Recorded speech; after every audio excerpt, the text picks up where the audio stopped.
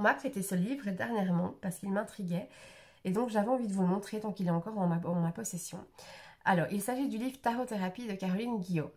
L'idée, c'est d'utiliser le tarot comme coaching, enfin auto-coaching, à travers les 22 arcanes majeures. Alors, pour être honnête avec vous, ce livre, il me fait pas vivre une grande expérience, une grande révélation. C'est pas forcément un livre que j'apprécie. Mais voilà, ça fait aussi partie de la réalité. Hein, de tous les livres que je lis ne sont pas des grandes révélations, des grandes découvertes. Il y a aussi des livres qui ne me parlent pas. Néanmoins, le principe, le concept est très intéressant et je me suis dit que j'allais quand même vous le montrer parce que c'est pas parce que ça ne me convient pas à moi que ça ne vous convient pas à vous. Ok? Donc toute cette partie-là, c'est l'introduction. Elle vous explique vraiment la méthode, principalement comment vous y prendre à chaque étape de l'auto-coaching et elle vous explique aussi une technique de visualisation par rapport aux cartes. Alors, je vais feuilleter le livre en vous parlant, comme ça vous le visualisez un petit peu mieux. L'idée, c'est de vraiment, c'est hyper bien structuré parce que vous avez à chaque fois, pour chaque arcane majeur, toutes les étapes qui sont reprises. Donc vous avez, par exemple ici avec le battleur, à chaque fois une question, pour chaque arcane majeur, une question à vous poser en introspection, vraiment en réflexion, par écrit ou voilà, simplement pour vous-même. Et vous allez aussi avoir un texte qui va vous livrer finalement le message de la carte. Ensuite, on va partir dans une étape que je vous explique déjà. Bon, je vous tourne les pages, comme ça vous voyez un petit peu aussi les autres. Et on va partir dans une étape que je vous explique déjà dans la formation Oracle. Donc c'est autant valable pour les oracles que pour les tarots. Mais ça sert vraiment à vous approprier la carte en fait et à mieux saisir son interprétation. Parce que simplement vous baser sur les mots-clés, vous faites les mots-clés que vous avez dans le livret ou dans n'importe quel livre ou formation tarot, ça vous fait vraiment rester en surface. Pour qu'une interprétation vous parle, et surtout si vous faites des guidances ou des introspections comme ça, pour qu'une interprétation puisse vraiment vous délivrer les conseils dont vous avez besoin, en fait, pour évoluer, pour vous améliorer dans le domaine que vous questionnez, il vaut mieux vraiment aller en profondeur dans l'interprétation. Et pour faire cela, vous avez toutes ces étapes. Alors, je vous en parle pas dans les mêmes termes exactement dans la formation oracle, mais c'est exactement le même principe. C'est d'abord d'observer la carte. Qu'est-ce que je vois concrètement dans la carte? Ce qui est intéressant, c'est que plus vous allez regarder la carte, plus vous allez remarquer les détails que vous n'aviez pas remarqués la fois d'avant. Et il faut savoir que dans les illustrations de cartes, chaque détail compte. Les cartes ont été illustrées d'une certaine façon pour une raison particulière, pour vous livrer des symboles particuliers. Donc c'est très important de pouvoir aller saisir déjà dans un premier temps tous les détails et tout le symbolisme que chaque carte peut vous apporter, que ce soit tarot ou oracle. Ensuite, vous allez vous demander, mais qu'est-ce que je ressens en regardant cette carte? Voilà, est-ce qu'elle me plaît, elle me déplaît, elle me fait sentir bien, pas bien? Enfin voilà, vous pouvez aller assez loin dans vos ressentis.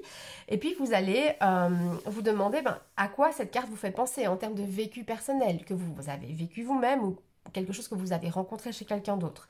Et puis il y a encore deux autres étapes qui sont vraiment clairement expliquées dans toute l'introduction au début de livre. Ensuite, voilà, on rentre dans toute l'étape d'auto-coaching, de questionnement. Bon, je suis pas hyper fan de cette partie-là parce que effectivement, moi, l'écrit, c'est pas quelque chose qui me parle vraiment. Par contre, ce que je trouvais intéressant, que je voulais vraiment aller voir, c'était la partie tirage. Mais là aussi, je suis un peu déçue parce que donc l'idée, c'est de, ici par exemple, on est sur la carte de l'impératrice. L'idée, c'est d'aller sortir l'impératrice du jeu, de vous tirer les cartes en vous demandant, donc là, la question de l'impératrice, c'est, voilà, qu'est-ce qui tombe dans ma tête, comment l'exprimer.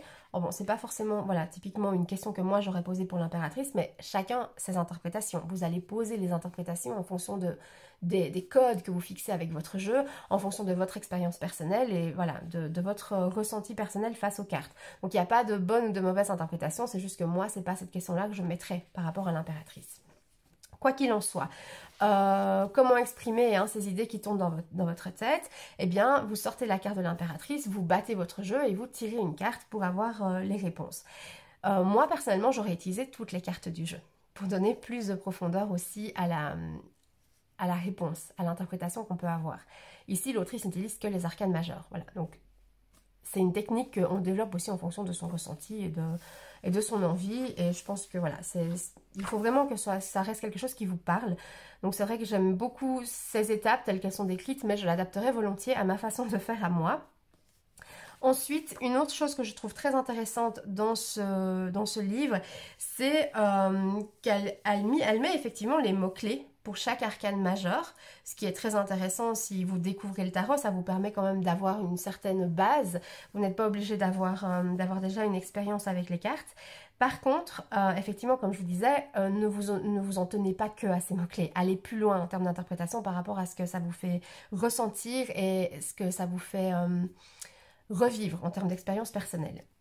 Mais là où je trouve vraiment intéressant, c'est qu'elle a aussi mis les mots-clés qui représentent en fait les symptômes, je mets des gros guillemets parce que je ne trouve pas d'autres termes, que vous pouvez ressentir si si cet archétype, typiquement ici de l'impératrice, est endormi, comme elle utilise le terme, ou alors que c'est une carte que vous rejetez, ou alors est-ce que c'est un archétype, donc une expérience de vie ou un état d'esprit qui a été blessé à travers un traumatisme que vous avez vécu ou une déception que vous avez vécue. Donc c'est très intéressant et ça c'est quelque chose que je vais volontiers rajouter dans mon cahier d'interprétation. Donc là vous l'avez déjà vu plusieurs fois, hein, je vous le ressors. C'est mon cahier d'interprétation du tarot et donc j'ai une page par carte et au fur et à mesure de mes lectures, de mes études, je viens rajouter en fait des significations. Et voilà, je le relis volontiers régulièrement, ça me permet moi aussi d'approfondir ma connaissance du tarot parce que le tarot est littéralement l'étude de toute une vie. C'est pas quelque chose qu'on assimile en quelques semaines. Voilà, c'est vraiment quelque chose qui se travaille et qui s'expérimente et qui se développe surtout en fonction de notre vécu. Voilà pour ce livre.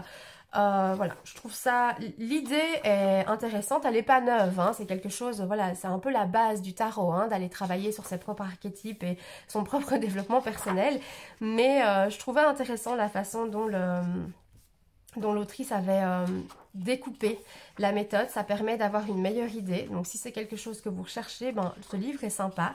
Et puis est tout à fait adaptable à votre façon de faire aussi, hein. Vous pouvez changer les questions si elles ne vous conviennent pas. Voilà, typiquement la justice, oui, je la trouve, voilà, quelle partie de moi ont besoin d'être équilibrée en ce moment? Ben oui, pourquoi pas. Mais voilà, il y en a d'autres, je changerai volontiers les questions. Je passerai personnellement la partie écriture et au grand questionnement, et puis je passerai directement au tirage. Bien sûr, la partie écriture reste valable pour l'interprétation du tirage, parce que comme je vous le dis souvent, il faut toujours garder une trace de votre tirage. C'est assez intéressant d'y revenir, mais pour le reste, ouais, j'irai pas forcément plus loin. Voilà pour ce petit livre. On va juste aller voir à l'arrière s'il y a des choses intéressantes à vous montrer. J'ai pas forcément tout feuilleté en détail. Voilà, on a mis le mat à la fin. Ici, elle n'a pas commencé par le fou, le mat, elle a commencé par le battleur ou magicien dans le Rider-Waite. Voilà, après il y a toute une partie ici, bilan personnel. Alors ben, ce travail-là, c'est quelque chose que vous faites sur plusieurs semaines, mois, voilà, ou tout au long de l'année, hein. C'est vraiment un travail assez long, on passe pas en revue une carte par jour. Je pense qu'on peut se permettre d'aller beaucoup plus lentement, sinon il n'y a pas vraiment d'intérêt à faire ce genre de travail d'introspection. Voilà, l'exercice de visualisation dont je vous parlais dans l'introduction, ben, c'est ça. Alors je n'ai pas été vraiment voir, parce que c'est vrai que moi, tout ce qui est méditation, visualisation, j'arrive pas tellement à m'y tenir. Donc voilà pour ce livre.